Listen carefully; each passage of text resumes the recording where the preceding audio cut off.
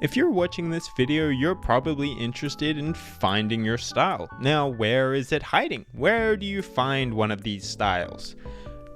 First of all, what is a style? How do we make it? What is a style created from? Now, I think there's many things that go into creating a style, but the main thing to think about is limitations and rules. Alongside with this, there's your preferences. Keeping the limitations and rules consistent is also a very important thing. And a bit of the tools you use to make your art. Now, you can have the same style using 2 or more different tools, but oftentimes if you create art in a specific medium, that medium you use will play a role in your style. Obviously, if you paint, you're going to have a more painterly style. So, how do we get one? How do we make this style look appealing, first of all, and do we need one? So, how a style looks appealing is essentially having a set of rules, but it's developed on your fundamentals. If your fundamentals are kind of lacking, your style is not going to look very appealing. You might have a style already, but the reason people don't comment about it, or the reason it might not look that good, is simply because of the fact you haven't developed your skills enough. So, I'd like to think about it as there's 2 different types of styles. Not in the sense that there's only 2, but there's 2 types of ways of looking at it. I often hear a lot of other YouTubers and artists talk about one type, but they rarely ever really give you this perspective on the other way of looking about styles. Now, the first one, this is something you probably heard before. It's essentially your style will be built upon your preferences over time, the workflow you develop, and kind of what you feed your visual library. All of the art that you study, your interests, what you like and dislike will come out over time in your art. And now this you do not need to worry about. Just make sure you're looking at things that interest you, creating things you like, and over time as your skills develop, you will have this overall overall style that will come out in your art. This is not something you need to actively train. You will build one up no matter what you do. Even if you're someone that likes to do a variety of different art, you will naturally have some tendencies based on the way you work or your habits, things you avoid, things you like to do. It will come out in your art. And whether you think so or not, other people will be able to pick up on your style. Now, the other one, this is to me, I find this a lot more of an interesting way to actually think about styles. If you're someone that doesn't want to stick to one style for the rest of fucking ever, if you're someone who likes to bounce around and kind of create different looking styles or different types of work that are completely different from each other, but you're still interested in having a style, this is where the second type comes in. Now, I like to think of this as essentially building a little world.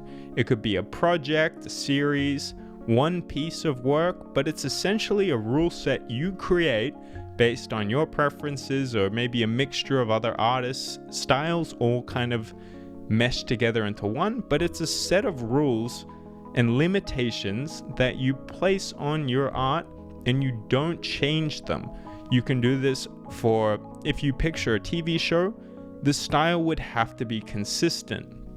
Now, I'm going to get up a few artists in a sec, but also a few different TV shows that kind of follow this rule. If you think about Adventure Time, they have a specific style that doesn't necessarily change throughout the series, and this style has rules, and if you start to break those very quickly, you'll notice that the style starts to become something else. It's not recognizable. So I've got a collection here of artists that I'm going to show you really quick, and we're just going to take a look at kind of how they how they do their style, and how you can actually see that a lot of these artists with very recognizable styles actually don't always stick to it the entire time. Now, this is an artist, Zin Shin, amazing artist, but you'll see with this guy's art, it varies quite a lot, but you'll kind of see that he goes into these types of styles that he bounces in and out of.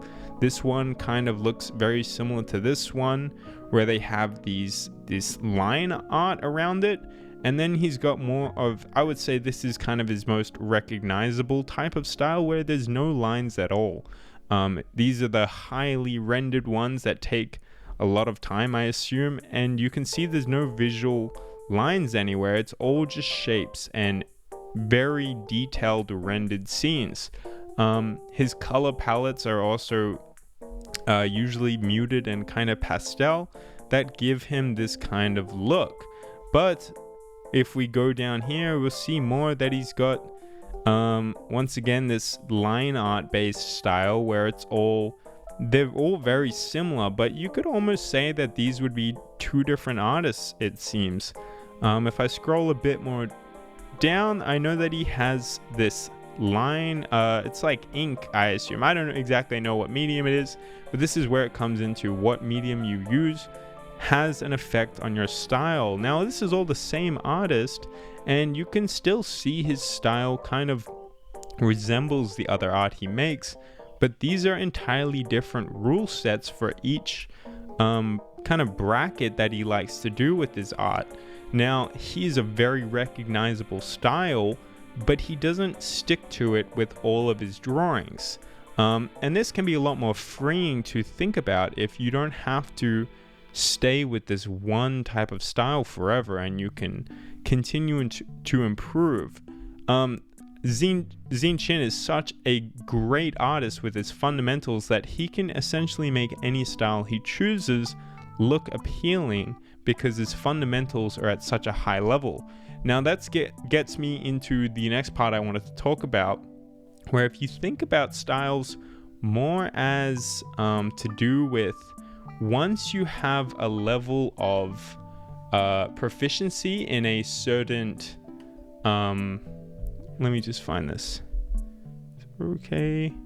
Say you had all of your skills in terms of the fundamentals laid out, and you had, say, 8 points in perspective and only 2 points in lighting. That's where we get to an artist like this guy. If I can find him, it's Okazu. Now, this artist, you'll notice he is so good at perspective, but if you look at his art, if you pay attention to the rendering and the lighting, you can see that he uses very kind of flat colors. It's not much blending really, and it's pretty simple. This in no way is to say like he's not capable of doing that. In no way is it taking away from his skills. This is just more of a way of thinking about styles in terms of, once you get to a certain level in one of your fundamentals, let's say just a 7 out of 10, your other fundamentals aren't as important. You can rely solely on one of those fundamentals to make your art look appealing, and it gives you a bit more freedom to actually simplify the other fundamentals quite a bit. You can see he does have this is a bit more rendered, but you can see where his skills are. It comes in this perspective knowledge. Next, we're going to go to this other last artist I've got, and then I'll go to my Adventure Time kind of talk. So this is Samuel Popovich, I believe. If I can find him.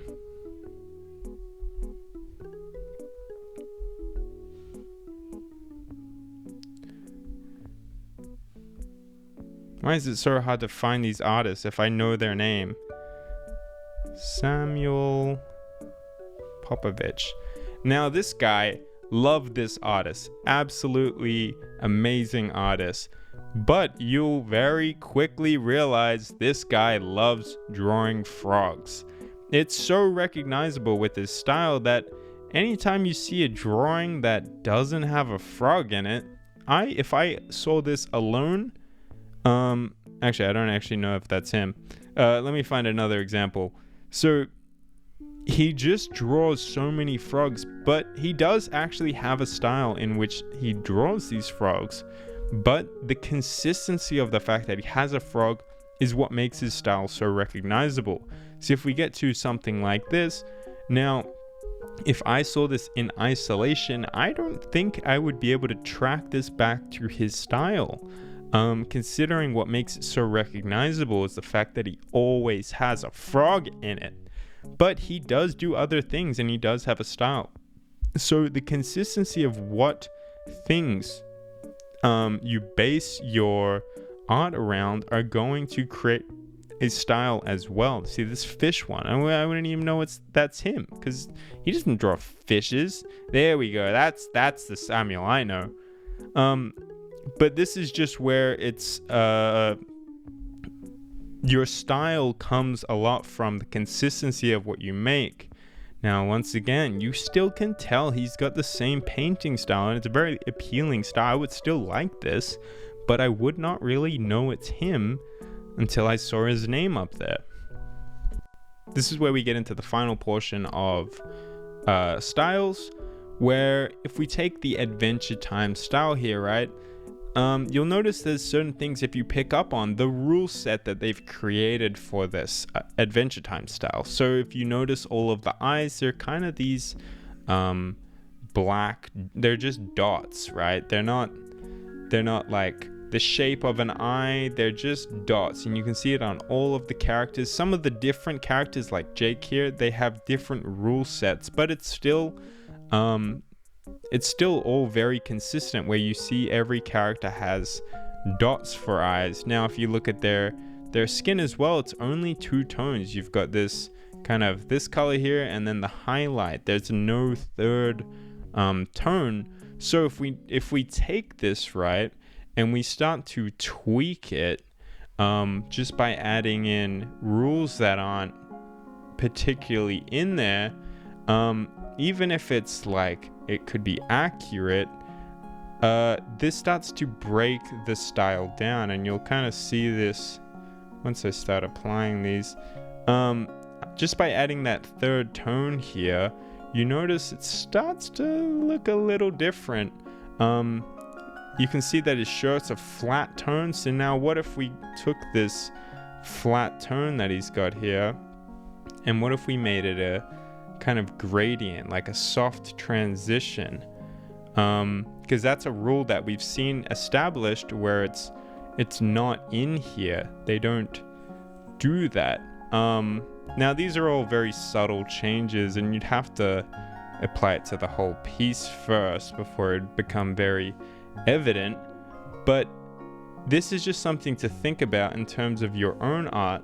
If you want a style, you need to create your rule set and stick to it, because once you start tweaking things, you'll notice they start to look a little out of place, and the style will change. Whether it's more appealing or less appealing is irrelevant.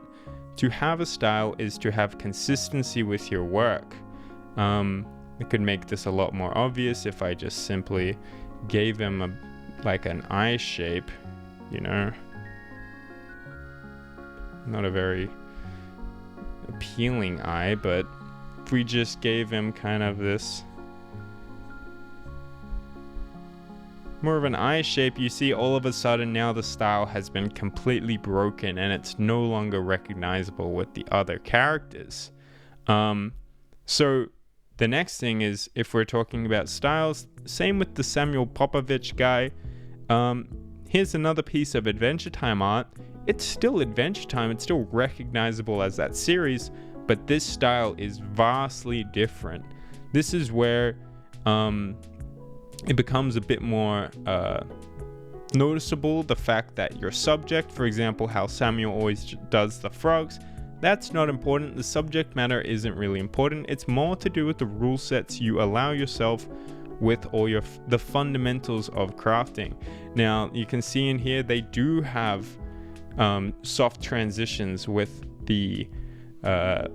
the bag over here and on Jake. There's very soft transitions that look really nice, but there's also like very hard, soft things like this. You can also see with this guy's style, the lines, they're not like with Adventure Time how it's this very clean line art. You can see in this guy's style, it's this kind of scratchy, like somewhat see-through. It's not even like connected here, but if I take my brush, which is very clean, and I paint over that,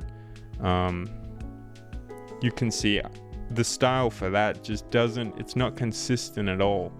And also this guy's, you can see that the darks don't really get that dark. If I start to, you know, bring these eyes a bit more focus to them, you know, same with his socks here. If I just darken them, you know, add a bit more contrast, this changes his style as well.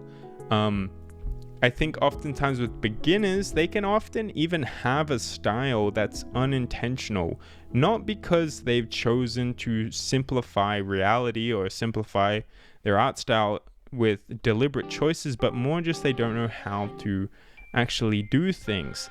A style kind of can be made, if you think about like in terms of like levels to realism, right?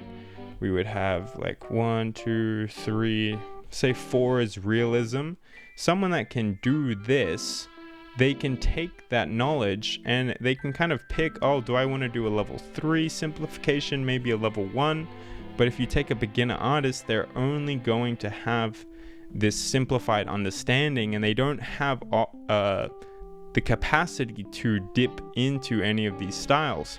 So I think if you're a beginner or intermediate, you should be much more focused on developing your skills before you start developing your style. The style will happen naturally, and if you want to dip your toes into it, just try a few different rule sets look at other artists you like, study how they actually create their style, what kind of tools they use, what are the rules.